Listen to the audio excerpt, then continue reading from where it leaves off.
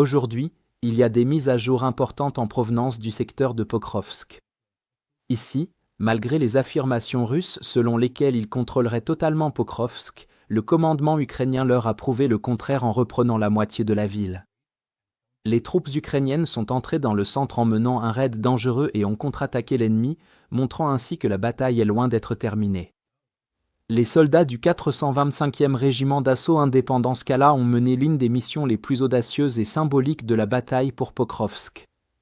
Menée sous le couvert de l'obscurité, l'opération s'est déroulée en plusieurs étapes, avec de petites équipes d'assaut s'enfonçant dans la ville à l'aide de buggy rapides et de drones équipés de caméras thermiques pour la reconnaissance. Les soldats se sont infiltrés à travers les rues dévastées et les ruines, manœuvrant dans des secteurs contrôlés par les Russes avant d'atteindre le centre-ville. Après de violents combats rapprochés, ils ont nettoyé le bâtiment municipal des troupes russes et hissé le drapeau ukrainien au-dessus, signalant à tous que Pokrovsk reste disputé et que l'Ukraine est toujours capable de combattre les forces russes dans tout l'environnement urbain. Selon l'état-major général ukrainien, cela faisait partie d'un effort de renforcement plus large visant à stabiliser le front Pokrovsk-Mirnorad et à protéger les routes logistiques vitales reliant les deux villes.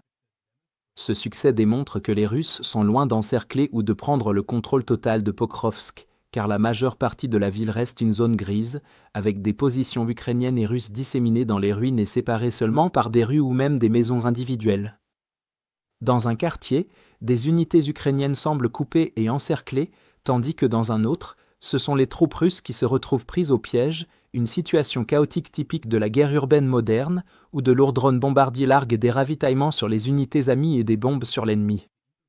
Les zones interpositionnelles sont pratiquement désertes, patrouillées uniquement par des drones d'attaque et de reconnaissance, les deux camps évitant tout mouvement inutile pour ne pas être repérés et attaqués par des drones FPV. Les images de caméras embarquées sur les casques des soldats ukrainiens montrent la réalité brutale de ces combats, nettoyage des bâtiments pièce par pièce, rafales courtes pour abattre les drones ennemis et embuscades contre l'infanterie russe dans des cages d'escalier à moitié effondrées. Les soldats opèrent sous une surveillance aérienne constante, avec des drones de reconnaissance fournissant un retour en direct et des drones FPV effectuant des frappes précises. Ces images sont essentielles pour contrer la désinformation propagée par les Russes qui prétendent contrôler totalement Pokrovsk. Bien que des troupes russes soient effectivement présentes dans certaines parties de la ville et aient amené d'importants renforts, leur emprise est bien plus faible qu'ils ne veulent le faire croire. En réalité, les forces russes contrôlent des portions des secteurs sud et central, mais leur prise est instable. Les troupes ukrainiennes continuent de repousser, réinvestissant les zones disputées, libérant et fortifiant des points d'appui, prouvant que la domination russe à Pokrovsk est loin d'être absolue. Le retour du drapeau ukrainien au centre-ville sert non seulement de coup de fouet au moral, mais aussi de preuve irréfutable que la ville reste âprement disputée.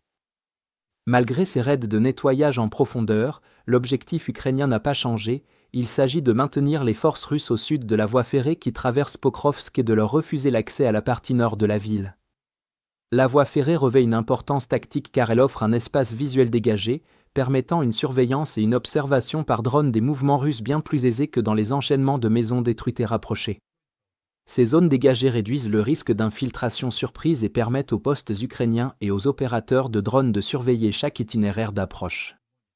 En maintenant les Russes au sud des rails, les forces ukrainiennes protègent le corridor logistique nord en direction de Mirnorad, leur tâche la plus cruciale à l'heure actuelle.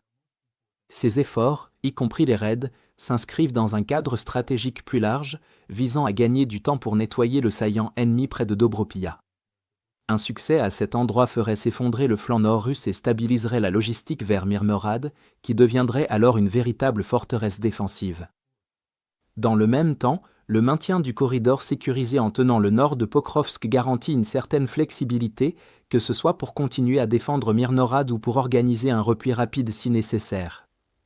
Étant donné l'énorme concentration de troupes et d'équipements russes dans cette zone, la situation reste fluide et imprévisible. Globalement, les contre-attaques ukrainiennes en cours à l'intérieur de Pokrovsk montrent que le sort de la ville n'est pas encore scellé.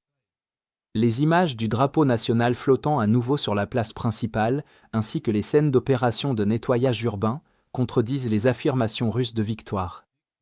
Après plus d'un an de combat, Pokrovsk tient toujours, ses défenseurs s'adaptent et ripostent malgré des conditions extrêmement défavorables. La visite du président Volodymyr Zelensky sur la ligne de front, où il a rencontré les commandants et décoré les soldats qui tiennent la position, souligne encore davantage cette détermination. Le plus gros problème avec la lecture des actualités en ligne, c'est qu'elles arrivent sous forme de flux de titres isolés, sans contexte ni chronologie des événements qui les ont précédés, donnant l'illusion que tout arrive au hasard. Pour naviguer dans ce chaos, nous avons créé Timeline Builder, le premier outil alimenté par l'intelligence artificielle conçu pour relier les points entre les actualités en temps réel.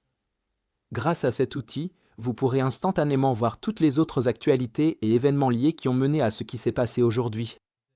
Nous avons perfectionné notre modèle d'IA en coulisses pendant longtemps, et aujourd'hui, nous sommes prêts à le rendre accessible à tous. Pour accéder à notre outil Timeline Builder, consultez le lien dans la description et rejoignez notre site. Merci d'avoir regardé cette mise à jour, et un merci tout particulier à tous ceux qui suivent déjà notre carte interactive.